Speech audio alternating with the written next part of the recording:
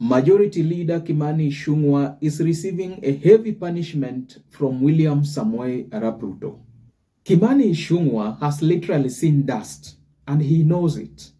Kimani Ichung'wa is acutely aware that he has been used, divorced, and dumped by President William Ruto, who has been his friend for the last 2 years. In fact, he even confirmed it in Parliament that his future is doomed. And it's good, Honorable Speaker, to remind all of us, in conclusion, Honorable Speaker, and I know many members of Parliament are usually threatened by, especially around this time, you'll be told, and allow me to say it in Swahili, utatupata 2027. Utaenda nyumbani 2027. Yet you go home every day. I don't know if there's a member of Parliament who doesn't go home every day. You go home every day. So nobody should threaten you that you will go home, because you go to your home. The question you should ask yourself when you are here, the day you are not serving as a member of Parliament, how shall things be for you? For 2 years, Kimani Ichung'wa has been very close to President William Samoei Ruto. For 2 years, Kimani Ichung'wa has been escorting and seeing off President William Ruto as he departs for foreign missions. Kimani Ichung'wa has for 2 years been staging himself as the second most powerful man. Kimani Ichung'wa has been branding himself as second most powerful politician in Mount Kenya, if not the first. In this video, I want us to look at the reasons as to why William Samoei Ruto is giving Kimani Ichung'wa a heavy punishment of rejection, and the great lessons that other like-minded politicians should learn from his experience. Ladies and gentlemen, before we proceed, I'd like to request you to like this video, to subscribe to my channel, and also hit the notification bell so that YouTube can recommend this video to as many viewers as possible. I want us to look at 3 precise reasons why William Samoei Arap Ruto has punished Kimani Ichung'wa by using him and dumping him and rejecting him. Number 1, Kimani Ichung'wa has lost political value. In politics, you can only be a friend to somebody as long as you provide value to them. Kimani Ichung'wa was extremely valuable to William Ruto as long as the Mount Kenya region was in support of the president. Now that Mount Kenya is gone, William Samoei Arap Ruto does not see any value that Kimani Ichung'wa bring to the table. William Ruto does not see how Kimani Ichung'wa is likely to be helpful in the 2027 presidential elections. Mount Kenya is gone. Based on what we can see and from his conduct, it is very unlikely that Kimani Ichung'wa is capable of marshalling the votes of the Mount Kenya region towards William Samoei Ruto.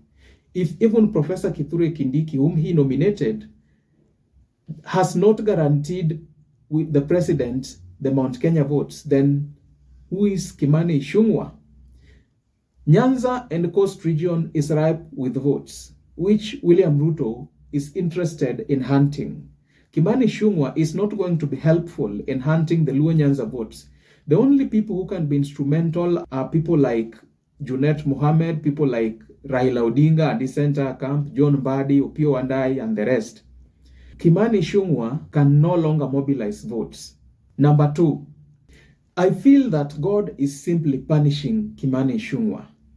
Remember, Kimani Ichung'wa had outshined his masters. Kimani Ichung'wa had insubordinated Rigathi Gachagua when he was still in office as deputy president.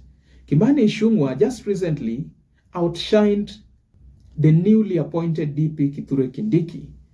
Kimani Ichung'wa had declared himself as second in command. I just want to read you a tweet that Kimani Ichung'wa had posted a few days ago that clearly indicated that he had staged himself as even a more powerful politician than Kithure Kindiki, who is the deputy president. Here is the tweet that Kimani Ichung'wa had posted a few days ago, and I quote, Earlier today, I saw His Excellency President William Ruto as he departed to Arusha, Tanzania, for the 24th Ordinary Summit of the East African Community Heads of States. Also present was Deputy President Professor Kithure Kindiki. Kimani Ichung'wa was trying to communicate using a coded language. In simple terms, he was saying that it was him who was seeing off the president as he departs to Tanzania. And Kithure Kindiki, who is the second in command, was just a spectator in this affair. So by this, it was clearly evident that Kimani Ichung'wa had insubordinated the deputy president, and things like this cannot go unpunished. In fact, a very prominent lawyer, Donald Kipkorir, notes that this one was a political hubris.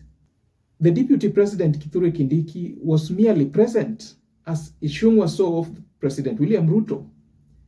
And the prominent lawyer agrees that students of history knows the final chapter of hubris.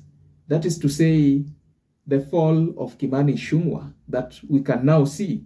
Kimani Ichung'wa has fallen, and I think precisely, so to speak, it is God who is punishing the majority leader for his indiscipline. Number 3, believe it or not, the newly incorporated dogs into William Ruto's administration, the likes of John Mbadi, Opiyo Wandayi, especially Junet, Mohammed, and Hassan Joho. These are people who do not like Kimani Ichung'wa.